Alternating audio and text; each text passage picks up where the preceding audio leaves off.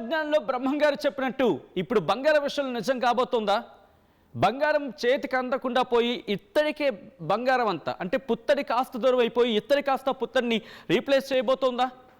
పుత్తడి మనకి అందనంత దూరాన వెళ్ళిపోతుందా?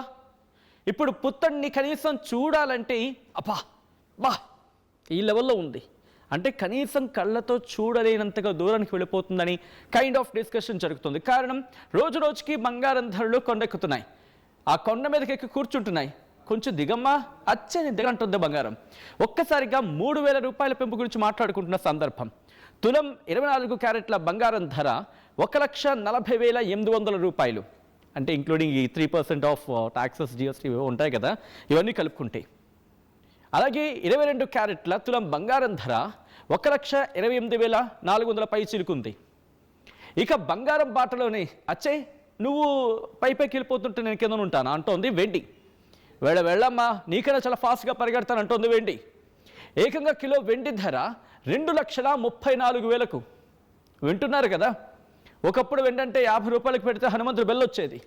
ఇప్పుడు కనీసం అచ్చే ఓ 2,000 పెట్టాలి. ఇప్పుడు సాధారణంగా అందరికీ బాగా చిన్నప్పుడు గుర్తుంటుంది, చిన్న హనుమంతుడు బెల్లు కొనేవాళ్ళు చిన్నప్పుడు, లేకపోతే చిన్న చిన్న వస్తువులు లాంటివి ఏమైనా చేయించేవాళ్ళు.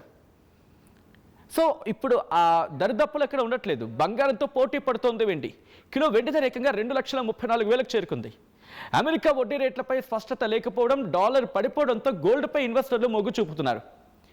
అమెరికా వడ్డీ రేట్ల ఇంపాక్ట్ కనిపిస్తోంది, దాంతోపాటు గ్లోబల్గా ఉన్న అనిశ్చితి కావచ్చు, ఇవన్నీ కూడా. డాలర్ పడిపోవడం కూడా, అఫ్కోర్స్ డాలర్ పడిపోవడం అంటే ఒకప్పుడు 100 రూపాయలకు పైనే ఉండేది, అది మళ్ళీ కొంచెం కిందకు వచ్చింది, మళ్ళీ పరిగెడుతోంది.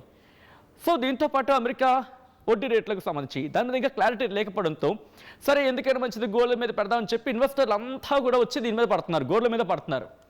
దీంతోపాటు అంతర్జాతీయంగా నెలకొన్న అనిశ్చితి కారణం యుక్రెయిన్ వార్ ఇంకా క్లారిటీ రాకపోవడం, దాంతోపాటు మిగిలిన కొన్ని ప్రాంతాల్లో కూడా కాస్త కోస్త అటు ఇటు అనిశ్చితి నెలకొనడం, ఇవన్నీ ప్రధాన కారణంగా మాట్లాడుకుంటున్న సందర్భం.